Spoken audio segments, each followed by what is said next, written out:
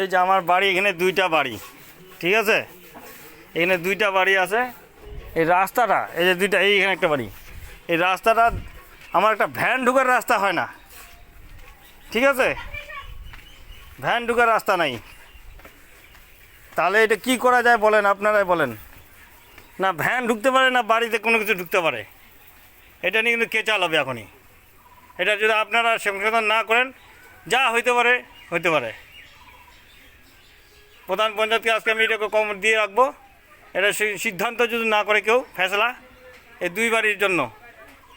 সবার পুরানা বাড়ি আমার এখানে, জমি বিক্রি করার জন্য রাস্তা দিয়েছে সবাই, জমি বিক্রি করছে, রাস্তা নাই আমার লাস্টে।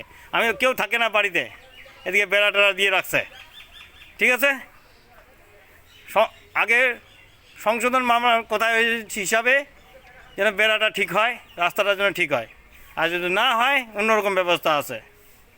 আগে প্রধান পঞ্চায়েতকে ডাকবো, বলবো আগে, আইন আদালতে যাই সব কিছু বলবো, তারপরে, ঠিক আছে? অনেকবার বলা হয়েছিল রাস্তাটা ঠিক করতে, না।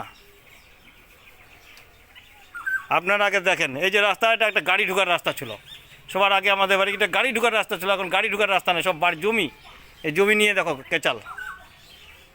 এই বাড়ি এটা সমান করে দিলে না হবে? এই রাস্তাটা আগে ঠিক করবে। ভ্যান ঢোকার রাস্তা নাই, টোটো ভ্যান, একটা যদি মানুষের কোনো অসুবিধা ফট করে বাড়িতে ঢুকতে পারবে না।